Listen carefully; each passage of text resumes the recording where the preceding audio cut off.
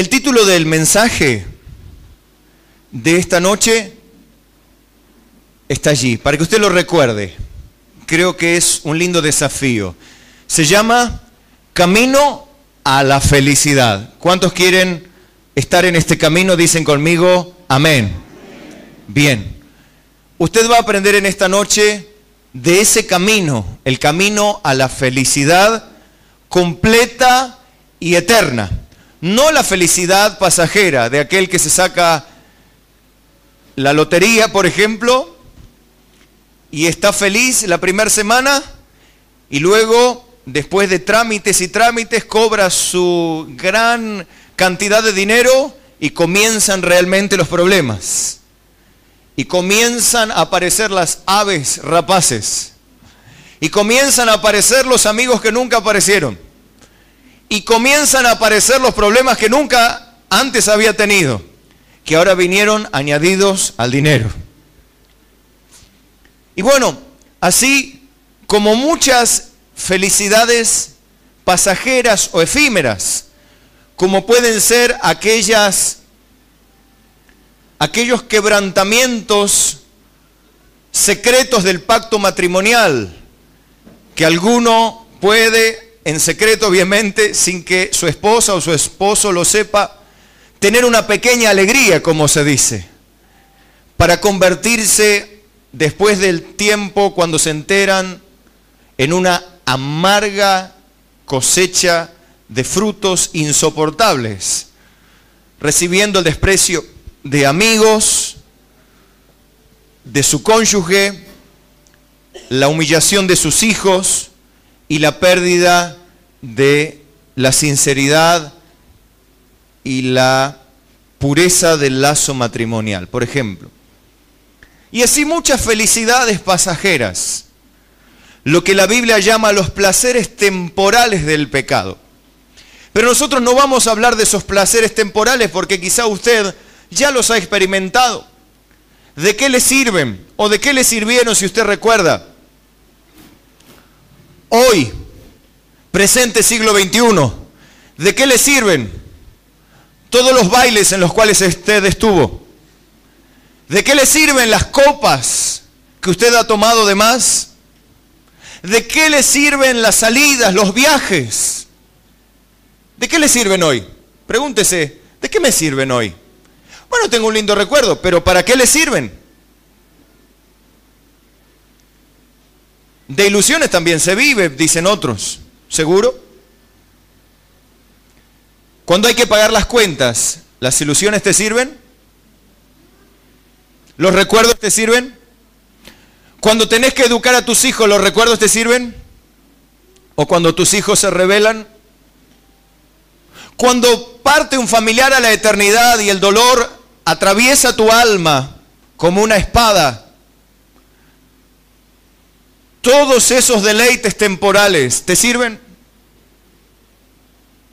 Cuando perdés en esta vida lo que más apreciabas, cuando te roban, te asaltan o te humillan, ¿de qué te sirve todo ese placer? Hacete la pregunta.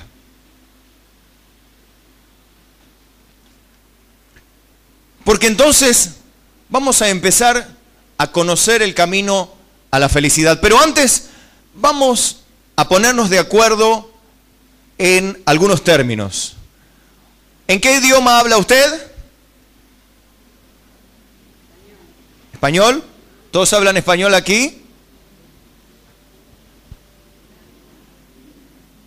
Yes? Yeah, we. ¿Sí? ¿Todos hablan en español?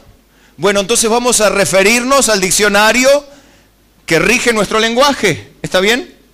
Vamos a aprender algunas cosas en esta noche que son importantes tenerlas en cuenta para que estemos de acuerdo de qué hablamos. Cuando hablamos, por ejemplo, de religión, ¿de qué estamos hablando? Vamos a ver lo que dice el diccionario de la Real Academia Española. ¿Está de acuerdo conmigo?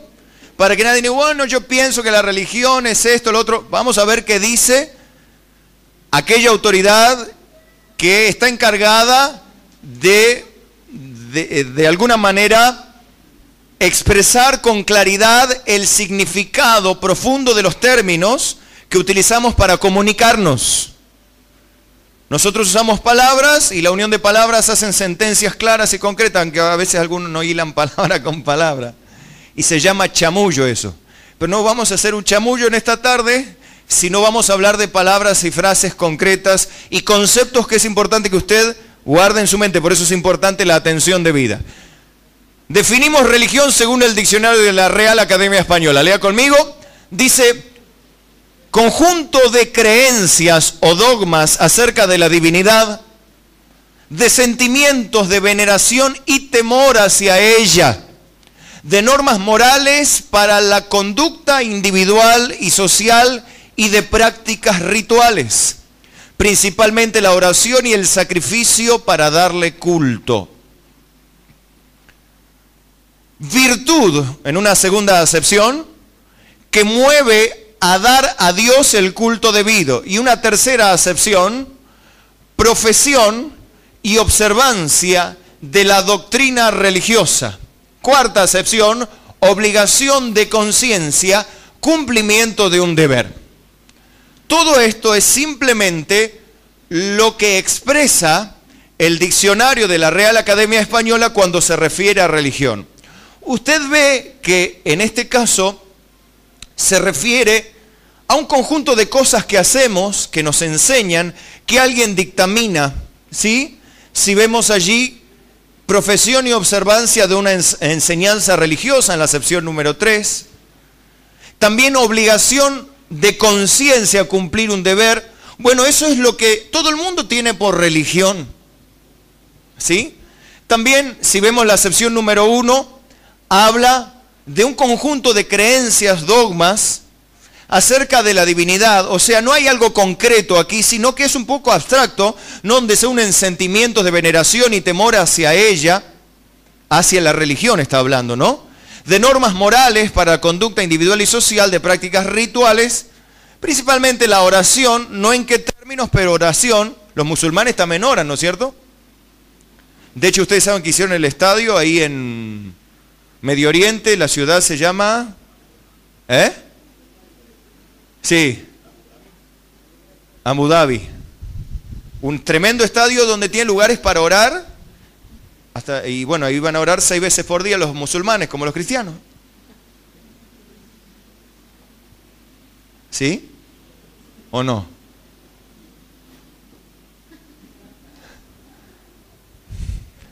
Bueno, con esto se da cuenta que la religión es un conjunto de dogmas acerca de la divinidad sin siquiera dar una definición clara de lo que significa la religión.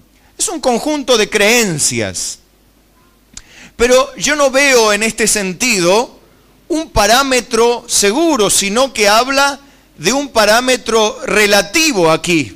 Hay algo relativo porque si es musulmán, bueno, se ceñirá a los parámetros o a los dogmas musulmanes. Si es católico romano, se asirá de los dogmas de Roma. Así, si es de algún culto, digamos, ajeno a la ideología cristiana, bueno, tendrá sus normas, sentará principios morales. Hay religiones en las cuales son permitida la poligamia, por ejemplo, y son sus normas que ellos entienden morales. Lo que sí es cierto que la religión no me da un parámetro o referencia concreta. Usted, si analiza las religiones de la tierra, ¿cuál es la que es más correcta para usted? Y seguramente la que te enseñó papá y mamá y que papá y mamá recibieron de la abuela, porque así fuiste creado. Pero pregunto lo que preguntaba al principio, ¿la religión que vos tenés es el camino a la felicidad? Pregunta para que te la hagas dentro de tu corazón. Todo esto viene asociado también a lo que nosotros decimos, y bueno, es la tradición de nuestro pueblo. Nosotros somos por tradición tal cosa. Tenemos prácticas por tradición. Bueno, ¿qué tal si definimos la palabra tradición? Vamos a definir la palabra tradición. ¿Qué es la tradición? Porque nosotros hacemos cosas por tradición, ¿o no? Bien, el diccionario de la Real Academia Española define a la tradición como la transmisión de noticias, composiciones literarias, doctrinas, ritos, costumbres, etcétera, hecha de generación en generación. Una segunda acepción dice noticia de un hecho antiguo transmitido o transmitida de este modo. ¿De qué modo? De generación en generación, una noticia. Doctrina, costumbre, etcétera, conservada en un pueblo por transmisión de padres a hijos. Eso es tradición según la definición de la Real Academia Española, ¿correcto? Ahora, en esa definición de tradición y en el concepto que vos tenés de tradición, ¿qué te garantiza que aquella noticia, como dice la acepción número 2, noticia de un hecho antiguo transmitida de este modo, o sea, de padres a hijos? ¿Quién te asegura que el que dio la noticia primera, o el que primero instituyó esa práctica, esa doctrina, ese rito, esa composición literaria, tenía la razón o decía la verdad? Y bueno, es que todo el mundo lo hace. Pero si usted es un poco sincero consigo mismo, se va a dar cuenta que a lo largo de la historia, los que tenían la razón nunca fueron la multitud. Vamos al campo de la ciencia, salgamos del campo de la fe. En el campo de la ciencia, ¿quiénes tenían la razón a lo largo de la historia en los descubrimientos? ¿Unos pocos o los muchos?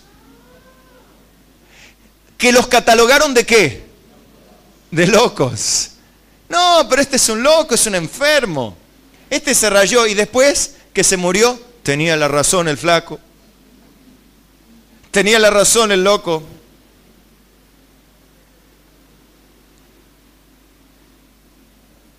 Vemos que esto es una realidad. Usted sabe que a lo largo de la historia, la mayoría nunca tuvo la razón. Si usted evalúa un poco la historia, nunca tuvo la razón la mayoría.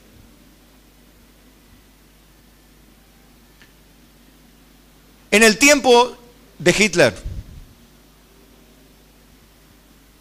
en Europa,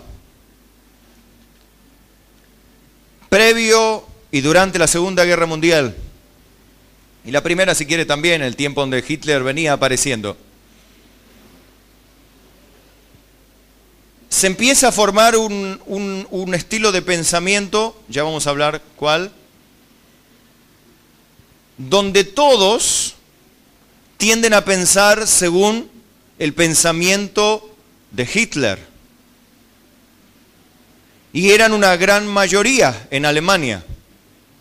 Sin embargo, ¿esa mayoría tenía la razón? ¿Lo que creían ellos tenía la razón? No. Por supuesto que hubo una minoría en Alemania que no querían la institución de este hombre que después vimos que se convirtió más en una bestia humana que en simplemente un gran estadista o un gran político o un gran militar, sino que era un fanático enfermo mental. Sin lugar a dudas, por el excesivo fundamentalismo que tenía en sus creencias. Él creía sus cosas. Y ahora usted lo va a entender mejor eso. Y todo el mundo era influenciado por su doctrina. Sin embargo, no tenían la razón la mayoría. Nunca en el mundo la mayoría tuvo la razón. Si no, dígame un caso. Sino que la mayoría siempre siguió al resto de la mayoría apoyándose unos a otros sin saber a dónde van. Nadie se paró a pensar, y detenerse. Si era cierto lo que decían, lo que en los grandes oradores hablaban en aquel tiempo. Nadie se paró. Quizá unos pocos, y los que se pararon fueron eliminados, fueron muertos, fueron desterrados, fueron encarcelados o fusilados. Hay un chiste de la Landricina por allí que usted conoce, me parece. Que iba una jauría de perros ladrando y gritando como perros, obviamente. Y por allí alguno se da la vuelta y mira, ¿no? Y se acerca a la perrera. Y pega el grito, ¿no? ¡Ahí viene la perrera! Y entonces, ¿qué hacen los perros? Empiezan a correr. Y corren, ladrando todos uno enloquecido porque venía la perrera, y de repente se para uno y dice: ¿y yo para qué corro si soy gato?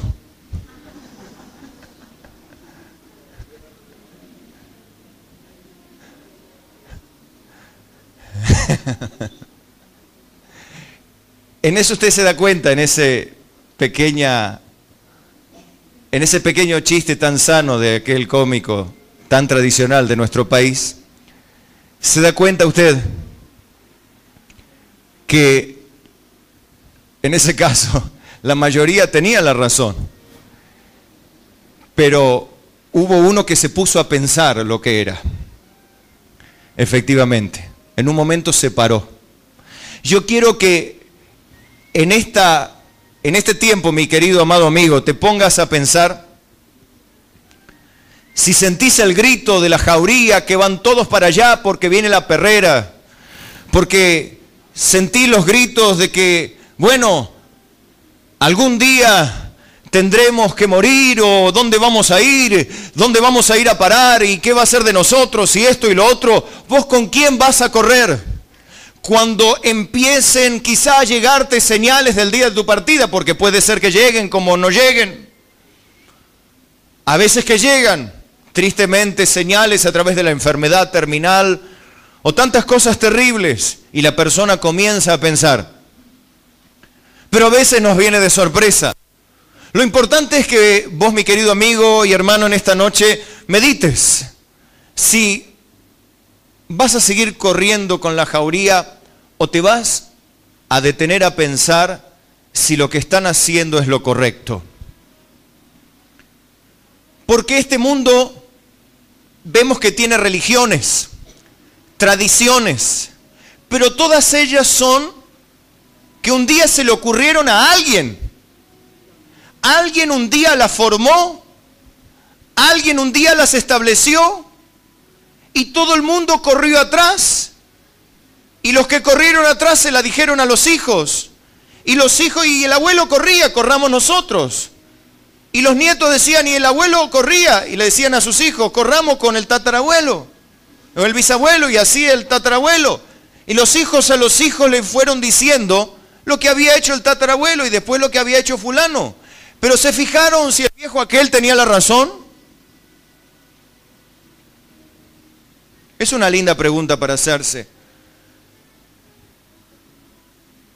Usted se da cuenta que yo le estoy ayudando a pensar y que no le estoy metiendo nada en la cabeza, sino que le estoy haciendo preguntas para que usted se responda con sinceridad a sí mismo. Y usted piense, porque así es Dios. Las religiones y el fundamentalismo religioso se impone a la fuerza, se impone por el temor, se impone por la amenaza. Pero Dios no impone sus verdades, sino que Él las expone, y usted es libre para escogerlas o rechazarlas. Eso es lo bueno que tiene Dios. Pero vamos a ir a un término más que quiero definir, que creo que es lo que mueve a las personas a través de la historia. Ya vimos la palabra religión, Vimos la palabra tradición. Y ahora vamos a ver una tercera palabra, un poco más compleja. La palabra filosofía. ¿Usted ha oído esta palabra? Las filosofías diferentes en el pensamiento, los diferentes filósofos, pensadores, que expresaron razones. Y como todo filósofo, trata de encontrar respuestas a los interrogantes del ser humano. Pero vamos a ver qué dice primero el diccionario de la Real Academia Española de la Filosofía. Conjunto de saberes que busca establecer de manera racional los principios más generales que organizan y orientan el conocimiento de la realidad, así como el sentido del obrar humano. Un ejemplo, la doctrina filosófica o la enseñanza filosófica, la filosofía de Kant. Kant, de paso se lo digo, fue un filósofo alemán, nacido en 1820 más o menos, en Alemania obviamente, un hombre que estudió, luego sus padres fallecieron, tuvo que pagarse sus estudios, estudió física y matemáticas en la universidad y después se encerró a establecer principios filosóficos, se dedicó a pensar. Pero ya vamos a ver de qué. En la acepción número 3 dice, conjunto de doctrinas que con este nombre se aprenden en los institutos, colegios y seminarios. Una cuarta acepción dice, facultad dedicada en las universidades a la ampliación de estos conocimientos. Esa es. Y quinta acepción, fortaleza o serenidad de ánimo para soportar las vicisitudes de la vida. 6. Manera de pensar o de ver las cosas. Su filosofía de vivir era aquella de vivir y dejar vivir. Hay una filosofía analítica, que es la corriente filosófica de tradición anglosajona, que destaca la importancia del lenguaje, de su verificabilidad y precisión en el análisis de las proposiciones filosóficas. Esto es medio difícil, no quiero que se enríen en esta parte.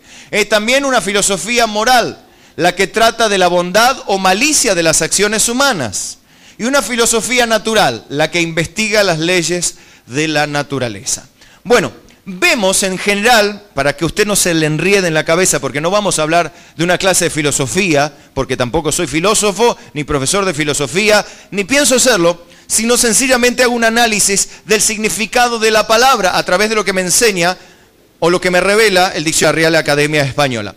Es un conjunto de maneras de pensar de hombres que analizan la conducta, la moral, la ética, razonan, filosofan, en definitiva, redundando un poco, tratan de encontrar respuestas a los interrogantes que tiene todo ser humano. ¿De dónde venimos? ¿A dónde vamos? ¿Quiénes somos? ¿Por qué existimos? ¿Para qué vivimos? ¿Por qué sufrimos?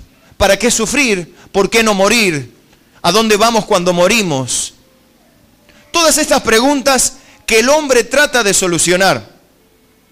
Y a la verdad, si usted investiga un poco a los filósofos, va a encontrar que los filósofos simplemente dan vueltas y encuentran respuestas humanistas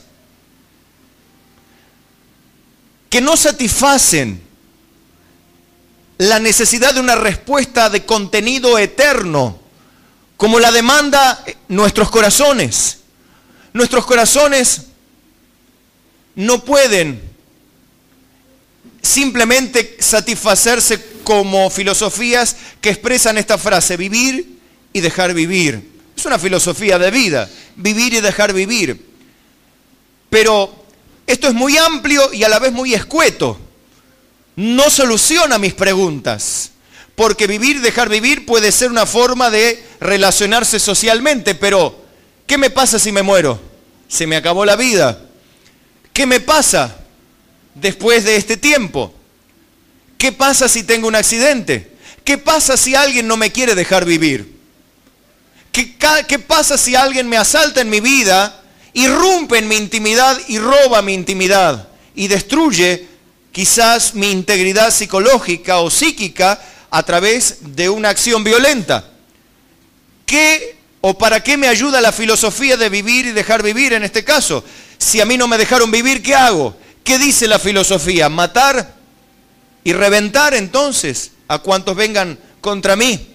Bueno, ustedes ven que la filosofía y las filosofías son modalidades de pensamiento.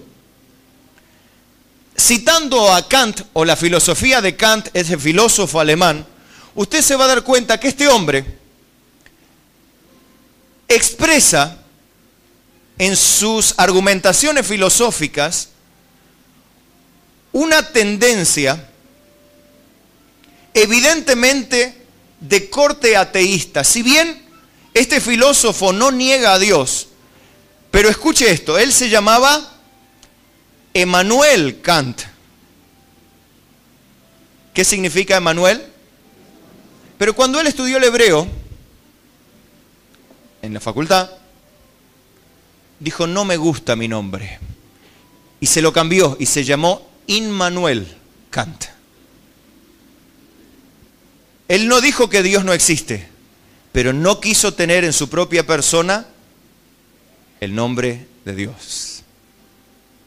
Eso me revela algo de su filosofía, que él exteriormente no negaba a Dios, pero sus hechos no querían saber nada con Dios, al punto que se cambió el nombre. ¿Cuántos de ustedes se cambiaron el nombre?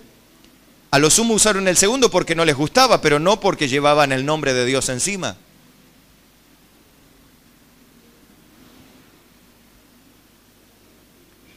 Kant fue llamado el padre de la filosofía moderna. ¿Saben quién fue alumno de Kant? Carlos Marx, el impulsor de la doctrina marxista, con la ideología de un socialismo utópico. Todas filosofías de vida y que apuntaban a formas de gobierno, a formas de trabajo, a formas de conducir la sociedad, pero todas ellas desechando a Dios, sacando a Dios del medio. Todas ellas dejando de lado los principios piadosos para reemplazarlos por principios humanistas. Kant fue uno de los que comenzó a decir que en el racionalismo estaba la solución de todos los problemas y que en la razón allí estaba finalmente la solución de todos los problemas. O sea que en definitiva Kant se hacía Dios de sí mismo. Él no negaba la existencia de Dios, pero no lo quería tener en su vida. Y en sus escritos filosóficos despreció totalmente a Dios. Alumnos de él fueron Marx, y ustedes saben que en el tiempo de Marx también estuvo Lenin, Stalin y otros estadistas que apuntaban al comunismo, ¿no es cierto?, con toda esa ideología que definitivamente como Marx apuntaba a un ateísmo absoluto. De allí entonces la persecución a los cristianos en los países comunistas. Fíjese qué estúpido razonamiento, escuche esto, qué estúpido razonamiento aquellos que decían tener la solución en la razón, que perseguían a los cristianos. Si Dios no existe para ellos, ¿para qué persiguen a los cristianos si Dios no existe? Ellos querían limpiar la raza. Si Dios no existe, ¿para qué se preocupan? ¿Para qué se preocupan de que lo prediquen? ¿Por qué simplemente no dejan que sus ideologías filosóficas penetren en los corazones de los hombres? Lo que pasa es que sus filosofías, como la marxista, la leninista, stalinista, todas esas filosofías que fueron heredadas de Kant, llamado el padre de la filosofía y del humanismo moderno, llevaron a los hombres a centrarse en lo humano, en el racionalismo, donde trataron con la razón responder preguntas eternas, las cuales no vinieron y no vendrán jamás, porque la razón no puede trascender a lo espiritual. Todos estos hombres fueron, y escuche esto, los que inspiraron finalmente a Adolf Hitler en Alemania a absorber esos principios tan humanistas, tan racionalistas y fundamentalistas, a convertirse en una fiera, carente totalmente de humildad, de mansedumbre, de paciencia, de misericordia, todo lo opuesto a lo que Jesús enseñó. Jesús dijo, aprended de mí, que soy manso y humilde de corazón. Ellos odiaban la mansedumbre, odiaban la humildad, amaban la soberbia, amaban el autoritarismo. Esa filosofía llegó a matar millones de inocentes, más allá de sus religiones y sus creencias, sabiendo que el hombre no tiene derecho a quitarle la vida a otro hombre. Esto es el producto de las filosofías humanas, mis queridos hermanos. Estas fueron filosofías que sumieron a muchas naciones, como lo fue durante mucho tiempo la Unión de Repúblicas Socialistas Soviéticas. Un lugar donde la miseria, la pobreza y la ignorancia reinaban, y el ateísmo también. Así también llegó hasta la China, con Mao Zedong, que murió aproximadamente en el año 76, creo, 75, 76. Un comunista que persiguió a los cristianos y que trató de sacar el cristianismo de la tierra. Bueno, de estos hombres nunca se terminarán, siempre los hubo y siempre los habrá, que trataron de raer el cristianismo de la tierra. Fueron estos filósofos que llamaron a la religión el opio de los pueblos. Y en alguna medida, si alguno dice, y bueno, pero no tiene razón, pastor, y en cierta medida sí, porque la religión no es de lo que yo le voy a hablar en esta noche, de la religión evangélica, sino de lo que yo le voy a hablar es de lo que aquel hombre de Galilea, nacido en Belén de Judá, un día, hace aproximadamente más de 2000 años, enseñó sobre la faz de la tierra. Dichos que quedaron grabados en los corazones de sus discípulos, los cuales luego los plasmaron en escritos, y copistas, de sucesivos copistas, llevaron hasta el día de hoy las presentes escrituras y las enseñanzas de Jesucristo, el Maestro, aquel humilde carpintero de Galilea, que nació en Belén, desde el vientre de la Virgen María, para convertirse en aquel gran sumo sacerdote que sería capaz de mediar ante el trono del gran juez entre Dios y los hombres y ofrecer el sacrificio perfecto para pagar el precio de nuestros pecados. Todas estas filosofías tienen un concepto relativista de la moral. Tienen un concepto relativo. Si para vos está bien o lo que está bien para Marx estaba bien para los marxistas. Pero definitivamente no fue nunca un camino a la felicidad. Definitivamente usted vio que ni el marxismo, ni el leninismo, perdón por el error, ni ninguna de estas doctrinas nacidas que posteriormente degeneraron en ilusiones que se degeneraron en violentas persecuciones, que trataban de organizar al hombre, que trataban de llevar al hombre al bien, que trataban de llevar al hombre a la felicidad, a entender, a tener paz. Nunca lo lograron. Hermanos amados, no hay filosofía humana. Nos muestra toda la historia. Hace falta ser un necio para no querer ver lo que a través de la historia ha acontecido, que miles de filósofos, pensadores, estadistas, presidentes, reyes, gobernantes, césares, nunca pudieron establecer sobre la faz de la tierra, que era el anhelo de todo ser humano, tener paz y felicidad en la tierra.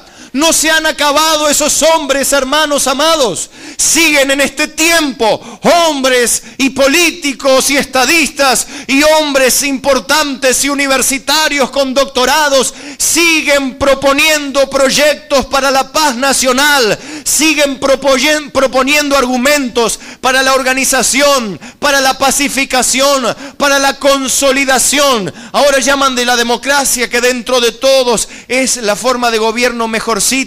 Pero no depende de la forma de gobierno, sino depende del corazón de los asuntos y del corazón de los gobernados y la filosofía que ellos tienen, el interno pensamiento que ellos tienen. Hermano querido, vemos, o sea, no hace falta ser un estudioso, hace falta mirar, dar un pantallazo a la historia, hace falta abrir un poco los ojos y ver que el hombre nunca pudo ayudar al hombre, ver que el hombre nunca trajo una respuesta satisfactoria al hombre. Se hicieron guerrillas, revolucionarios, hombres que mataron mucha gente, derramaron mucha sangre y no trajeron sino dolor, angustia y mayor resentimiento. Hasta el presente tiempo, fundamentalistas religiosos siguen tratando de imponer sus criterios, siguen tratando de imponer sus religiones, siguen tratando de plantar sus creencias, pero nada de ellos puede doblegar la necesidad que tiene cada ser humano de saber quiénes somos, quién es Dios, dónde vamos, qué dice Dios verdaderamente. Todos estos hombres apuntaban, y la filosofía de hoy, hermano, la vemos. Hoy la filosofía de este tiempo ya postmoderno, porque si usted habla con personas que estudian el comportamiento humano o sociólogos, va a entender que ya no vivimos en la época moderna, sino que ya estamos en la época postmoderna. Usted sabe que hubo una época moderna, una edad media, una edad antigua, ¿no es cierto?, donde hubo diferentes manifestaciones del pensamiento humano. Ya corriéndonos del presente siglo XX, del pasado siglo XX al presente siglo XXI, vemos que todas esas filosofías se han ramificado. Algunos jóvenes todavía siguen tratando de retomar estas filosofías revolucionarias, creyendo que a través de la imposición por la fuerza lograrán poder cambiar el mundo, porque la idea de ellos es cambiar el mundo, traer la paz y una vida mejor. Si uno le pregunta, ¿y qué quiere? ¿Quiere la guerra usted? No, nosotros queremos la paz. ¿Y por qué tiran tiros? Y para la paz. ¿Por qué tiran bombas? Y para la paz. Y así hace 6.000 años que el hombre viene tirando bombas. ¿Para qué? Y para la paz. Y se matan unos a otros. ¿Es así o no es así? Qué tremendo, ¿no? Qué tontos que somos los hombres. Realmente tontos. Tratando de creer que la solución, como dice hoy, hacele caso a tu corazón. Lo que sentís, si para vos está bien, está bien. ¿Qué es eso? Relativismo moral. No existe un parámetro, no existe una referencia. No existe un dónde compararnos. Pero ¿qué es lo bueno y qué es lo malo? Y qué sé yo, para mí es bueno esto, pero para vos y para mí no. La filosofía es vivir y dejar vivir. Sí, pero ¿hasta dónde llega mi vivir y tu vivir? Ah, no, mi vivir es hasta acá. Ah, no, mi vivir es hasta acá. No, ¿qué te pasa? No, y empiezan a las piñas y se terminó el vivir. ¿Qué filosofía es esa? Respóndase usted. Entonces, hermanos y amigos queridos, en esta noche yo quiero traerles las palabras que van a ver que son absolutamente contrarias a todo lo que estos filósofos trataron de expresar, escribieron libros, fueron grandemente aplaudidos, reconocidos, levantaron sus manos ante multitudes y banderas proclamaron sus nombres. Sin embargo, hoy solo se encuentra de esos hombres grandes rocas sobre sus tumbas llenas de huesos y sus nombres escritas en lápidas de bronce o de mármol. Con una efigie, una estatua hecha de cemento, de concreto, dura, inmóvil, impasible y sin vida. Allí está Marx, allí está Lenin, allí está Stalin, allí está Kant. Yo diría allí, apuntando hacia abajo.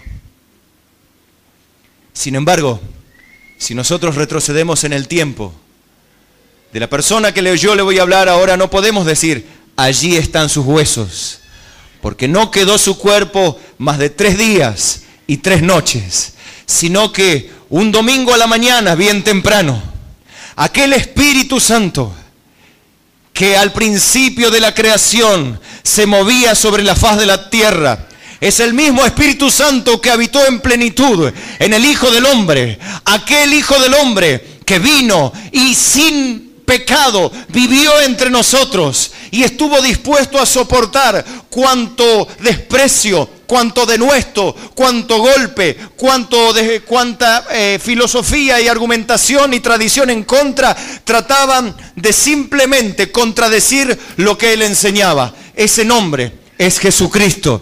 Ese hombre es Dios, quien ha resucitado al tercer día para dar vida a los hombres, jóvenes, niños, hombres y mujeres de toda religión, de toda filosofía, de todo pensamiento de la paz de la tierra, para darla eterna a los que aceptan sus palabras. Aleluya.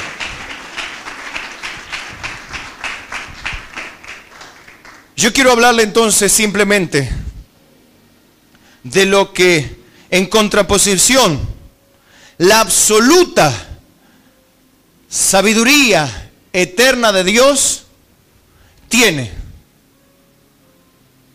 Obviamente las respuestas a los interrogantes humanos. ¿Por qué lo digo esto?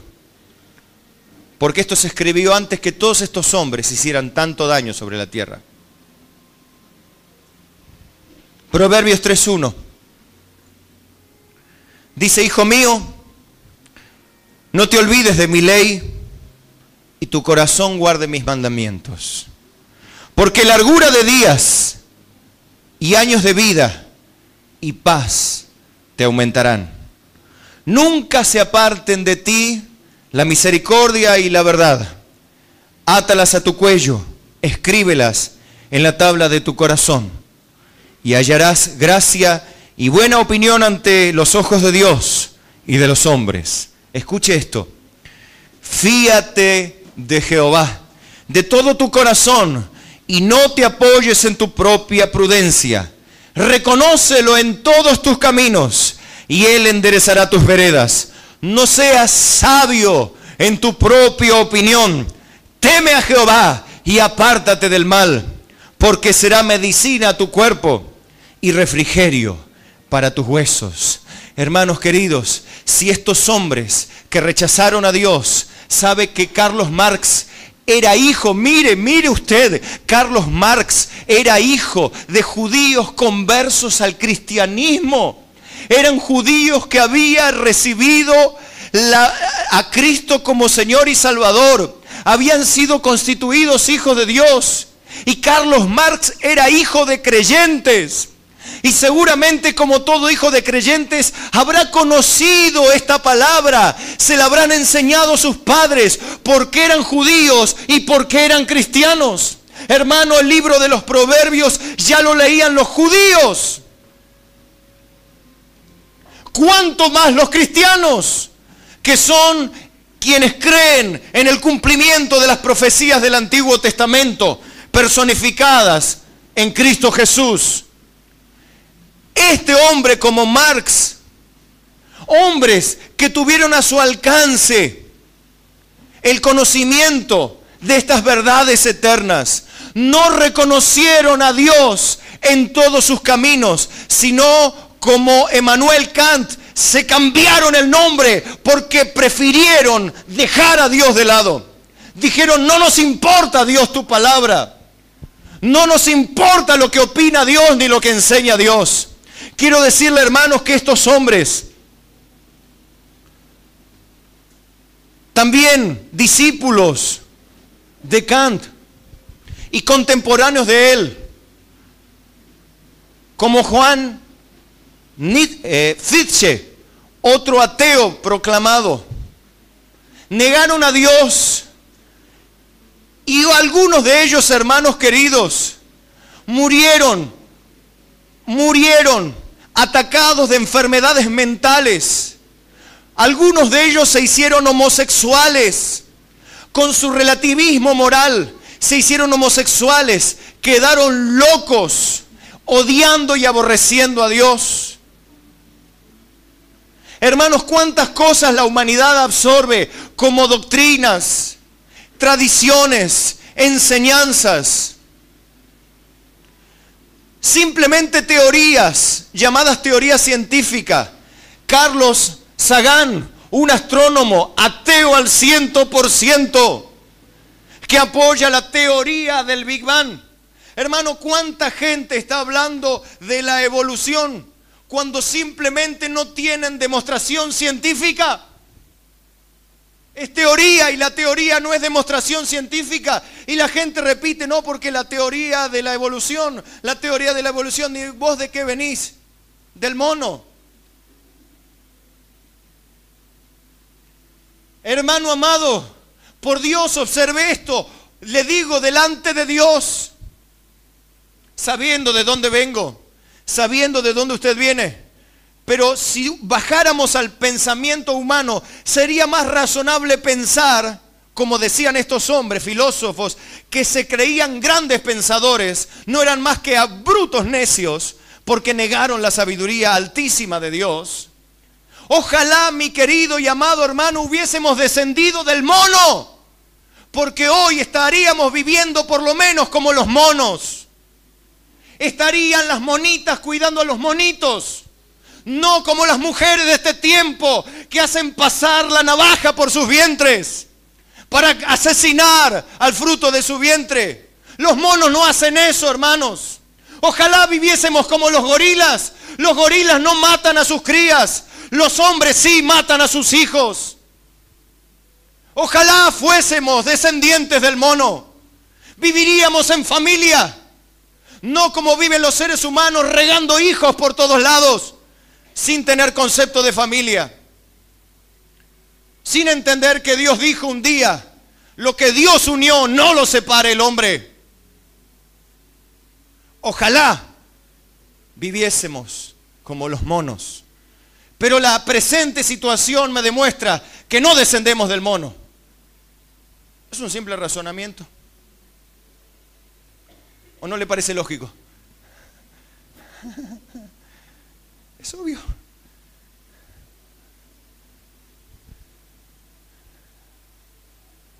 Como digo, ¿quién puede pensar que de una explosión se puede formar algo bueno? ¿Cuántas granadas vas a tirar para que se forme algo?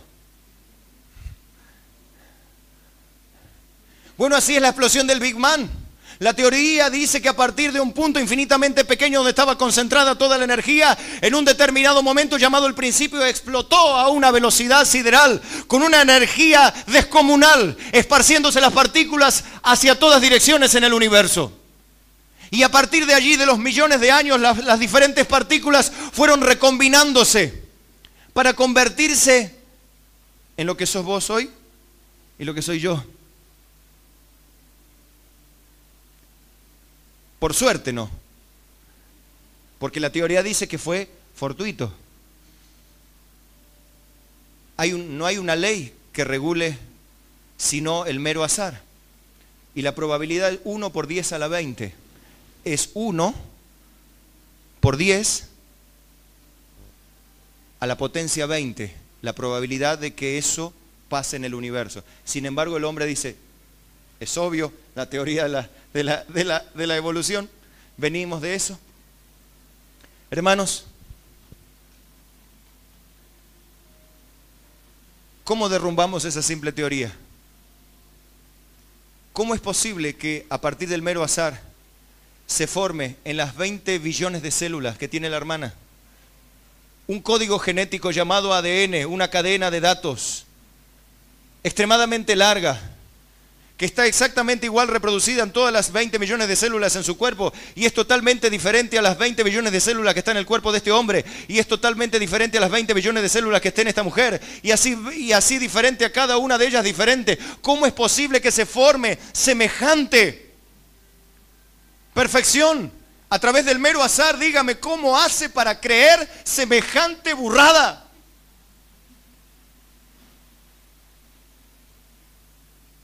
Y es más, a partir de la materia que explota y se recombinan el hidrógeno con el oxígeno, con el carbono y lo que quiera, todo lo que quiera. ¿Qué átomo es el átomo del amor, del odio? ¿Qué átomo es el odio de la tristeza y de la alegría? Dígame los átomos que tienen alegría.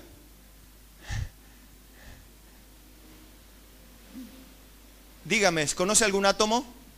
El del sodio. Dígame, un átomo que tenga alegría, que me tomo todo ese átomo. Piense, no es fácil.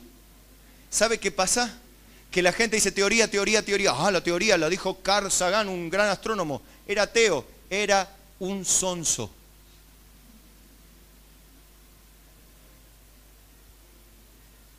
Porque él mismo se contradice pensando estas cosas. Mire qué gran pensador hace falta ser para derrumbar esa filosofía.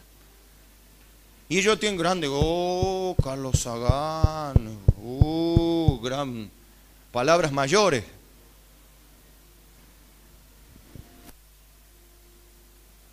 Dios dice,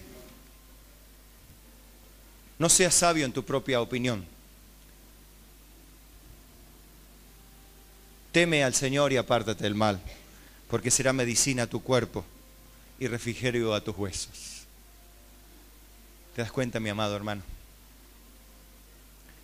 Jesús fue aquel único hombre que se declaró a sí mismo el referente absoluto. El hombre que se declaró referente absoluto. Diga conmigo, referente absoluto.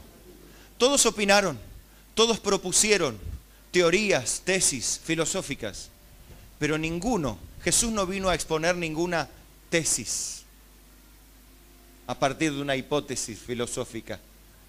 Jesús vino a decir, escuche, y esto no puede ser refutado así nomás, pues dice, bueno, pero escribió Juan, qué sé yo, Juan de los Palotes.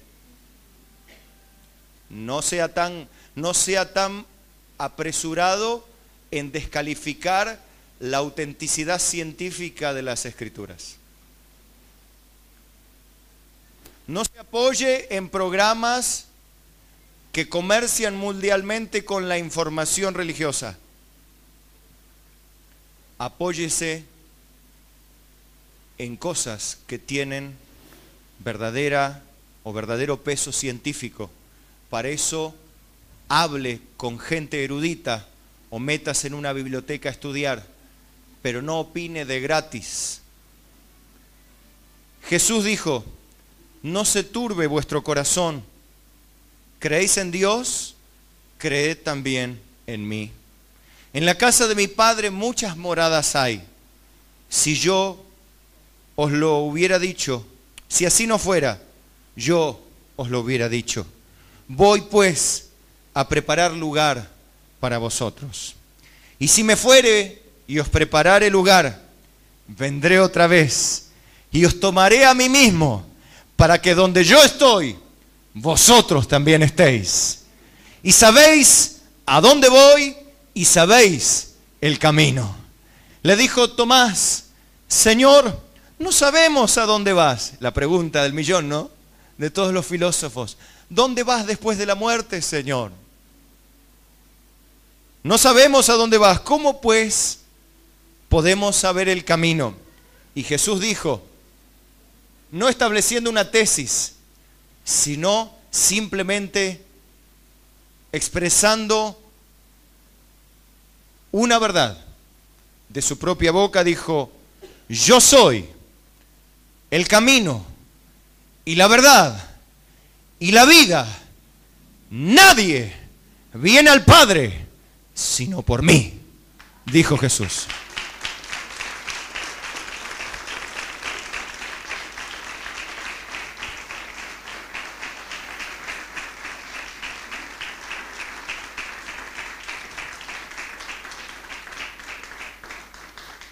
Hermanos amados, esas palabras salieron de la boca de Dios. Y en esta noche yo quiero que veas cuán diferente y cuán fácil es ser feliz. Hombres que murieron como fanáticos, como enfermos mentales, como homosexuales, murieron simplemente por sacar a Dios de su manera de pensar. Se hicieron dioses a sí mismos y no pudieron vivir la vida, sino murieron. Y lamentablemente, por cuanto rechazaron a Dios, no fueron a las moradas que preparó el Padre. No fueron. ¿Por qué? Porque Jesús dijo, el que viene a mí, yo no lo echo fuera. El que viene a mí, le daré a beber del agua de la vida gratuitamente. El que viene a mí, no lo echo fuera. El que no me cree, yo no le juzgo, dice Jesús, yo no le condeno. Mi palabra en aquel día le juzgará. Y viene un día, mis amados hermanos, en que esos hombres, que sobre todo, como Marx, como ejemplo en esta noche, habrá miles, pero quizá tomamos ese ejemplo, siendo hijo de padres creyentes, de judíos conversos, teniendo conocimiento de las Escrituras, rechazaron consciente y voluntariamente a Dios. Esas personas les acontece lo que dice en Juan capítulo 3. En esto consiste la condenación, en que los hombres amaron más las tinieblas que la luz. Jesús vino no a condenar al mundo, sino para que el mundo fuese salvo por él. Pero la condenación consiste en esto, es que estos hombres, como tantos otros, decidieron no aceptar el amor del Padre en la persona de Jesús. No soportaron las palabras misericordia, mansedumbre, humildad, reconocimiento de la rebelión contra Dios. Son personas que no quisieron declararse a sí mismas delante de Dios como pecadoras. Dijeron, nosotros no somos pecadores, nosotros tenemos nuestra verdad.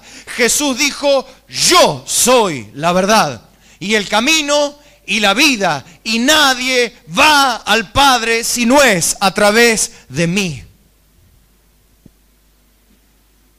Ninguno de estos hombres pudo establecer esta verdad, porque todos ellos, hermano, están muertos y sus doctrinas fracasadas, y las consecuencias de sus doctrinas están marcadas en las historias de muchas familias que todavía siguen padeciendo a causa de lo que sufrieron sus padres en campos de concentración, en persecuciones y torturas que padecieron los cristianos en países comunistas donde reinaba el ateísmo.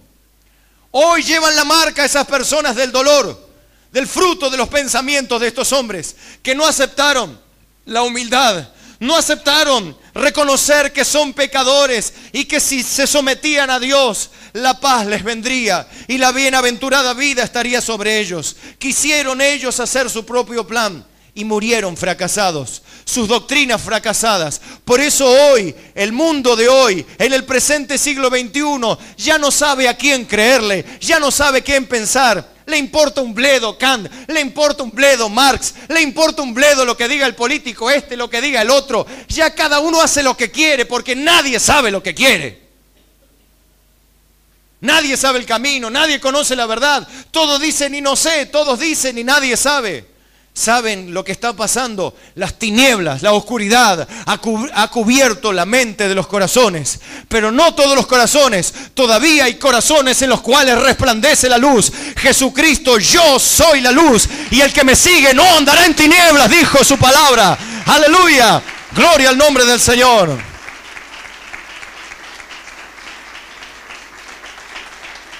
Oh, gracias, Señor, por tan maravillosas palabras.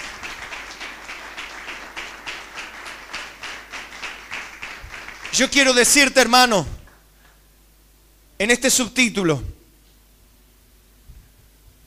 decirte que solo en Jesús encontraremos la paz y la felicidad. ¿Por qué? Porque Él es Dios. Los demás son filósofos. Jesús es Dios. Y los demás son hombres. Él es llamado el príncipe de paz. Él es llamado el dador de la vida. Él es el único que puede darte la paz. ¿Cómo sé esto? Simplemente por lo que se dice en Juan 14, 15 al 18 y 24 al 27. Jesús dijo: si me amáis, guardad mis mandamientos, y yo rogaré al Padre, y os dará otro consolador, para que esté con vosotros para siempre. Oh, cuán dulce es esta palabra. El Espíritu de verdad, el cual el mundo no puede recibir. Digan conmigo: el mundo no puede recibir. ¿Se da cuenta por qué el fracaso de todos estos filósofos? Porque no pueden recibir el Espíritu, porque no lo quisieron, no porque no pudieron. Lo rechazaron. Cometieron el pecado imperdonable. Murieron rechazando la convicción de sus pecados. Porque no le ve ni le conoce, pero vosotros le conocéis, porque mora con vosotros y estará en vosotros. No os dejaré huérfanos, vendré a vosotros. El que no me ama no guarda mis palabras, y la palabra que habéis oído no es mía, sino del Padre que me envió. Os he dicho estas cosas estando con vosotros. Mas el Consolador, el Espíritu Santo, a quien el Padre enviará en mi nombre, escuche, Él os enseñará todas las cosas y os recordará todo lo que yo os he dicho. Escuche, ¿qué ser humano pudo decir esto? ¿Qué filósofo o gran hombre de la historia pudo decir esto? Dígame uno que aunque sea diga algo parecido, pero no lo hay. Porque la Biblia es el libro de Dios. Todos los demás libros se venden en la librería y se los come luego la polilla. Mas la Biblia, desde que comenzó a escribirse hasta el presente siglo, sigue imprimiéndose y reimprimiéndose, edición tras edición, lenguaje tras lenguaje, lengua tras lengua. En miles de lenguajes se ha traducido, en dialectos indígenas se ha traducido como ningún otro libro sobre la faz de la tierra. ¿Por qué? Porque escrito está: cielos y tierra pasarán, mas mis palabras no pasarán, dijo el Señor. ¡Aleluya! Grande y poderosas son sus palabras.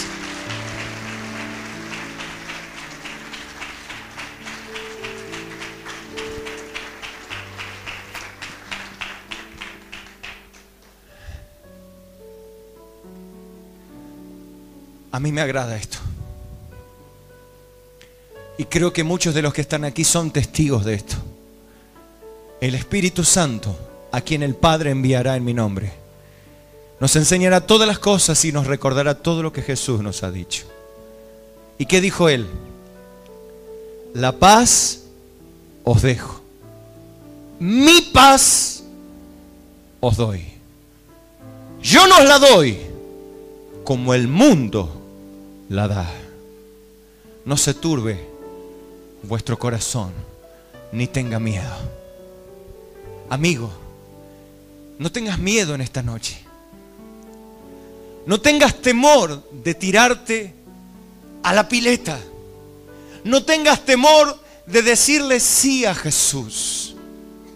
No tiene sentido seguir dando vueltas en este mundo, en religiones, filosofías, tradiciones, costumbres. Basta.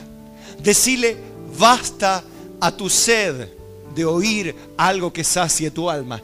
Esto sacia tu alma, querido amigo. Esto es lo único que puede darte la vida y la felicidad que tanto estás esperando. ¿Qué estás esperando para tomar la decisión? ¿Qué estás esperando para dejar que Jesucristo sea tu Señor? ¿Qué estás esperando para entregarle tu alma? ¿Qué más vas a pensar? ¿A qué filósofo más vas a escuchar? ¿Cuántas religiones más vas a recorrer? ¿Cuántas tradiciones más te van a enloquecer? Hay una sola verdad. Jesús, Él es el príncipe de la paz. No hay otro, hermanos. Él dijo, mi paz os dejo, mi paz os la doy. Yo no la doy como el mundo la da.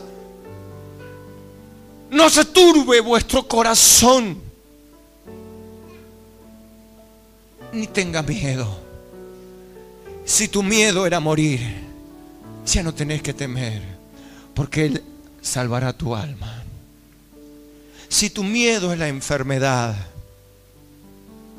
la Biblia dice que por sus llagas fuimos nosotros curados. La Biblia dice que Él fue molido por nuestros pecados. Y el castigo sobre Él fue el motivo de nuestra paz. Él fue varón de dolores, experimentado en quebranto. Aquel que cuando lo golpeaban no maldecía y cuando lo amenazaban no respondía con maldición, sino encomendaba la causa. Aquel que grandes gobernantes han invocado el día de su juramento, diciendo, sobre este evangelio del cual estoy hablando, Dios y la patria me lo demanden. Allá todos iremos a comparecer, pero aquellos que reciben a Cristo, Jesús les dice, no se turbe su corazón, ni tenga miedo. Yo soy el Señor. Yo soy su Salvador. Yo soy su guardador de día y de noche. Y les dejaré una garantía de que me voy, pero volveré.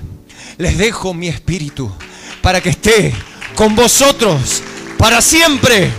El Consolador, el Espíritu de verdad, aquel que estará con vosotros y en vosotros para siempre. Si lo recibes, apláudele. Si lo recibes, dale gloria, dale alabanza al soberano Rey de toda la tierra.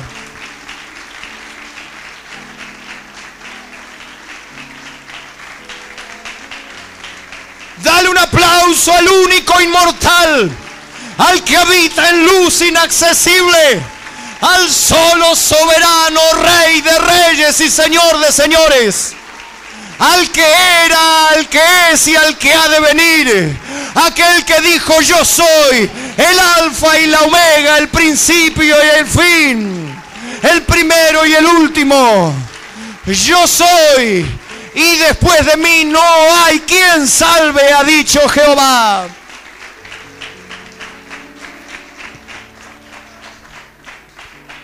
Amén. No sé cuántos quieren aceptar a Jesús en esta noche de todo corazón y permitirle al Señor que perdone tus pecados y salve tu alma. Jesús vino para eso, para salvar tu alma. No hagas como esos fanáticos enfermos, ateos, pero por orgullo, no por no haber conocido la palabra de Dios. Ateos por estar llenos de soberbia. Ateos simplemente por tradición. No seas como eso. Sino, inclina tu rostro y hacé conmigo si querés. Y la iglesia toda, ayúdeme. Hagamos una sincera oración, pero no para mí, sino que te escuche Dios. Y repetí conmigo estas palabras, pero que por favor sean sinceras. Y Dios en esta noche salvará tu alma y no tendrás temor de nada y por nada, porque Él será tu guardador de día y de noche.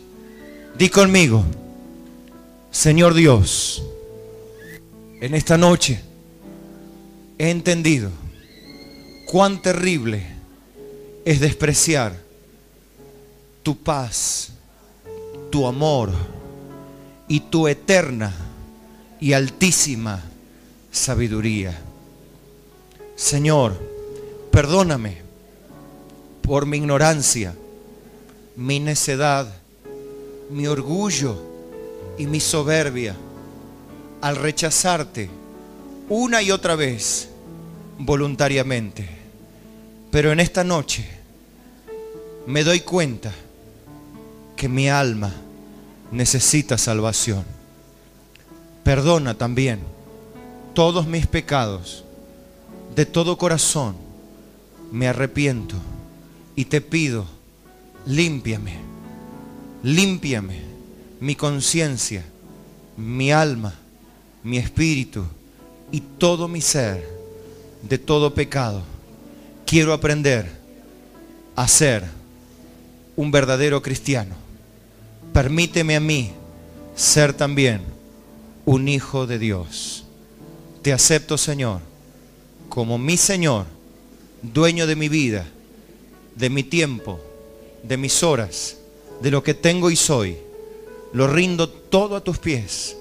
Renuncio a las religiones terrenales. Renuncio a las filosofías humanas, humanistas y orgullosas. Renuncio a las tradiciones sin propósito y acepto las verdades eternas y absolutas de tu palabra. Las tomo para mí con toda mi alma. Dame tu espíritu para aprender a vivir. Yo quiero vivir la vida de Cristo. En el nombre de Jesús te entrego mi ser, solo para ti, Señor, para nunca más volver atrás. Amén, amén, amén y amén.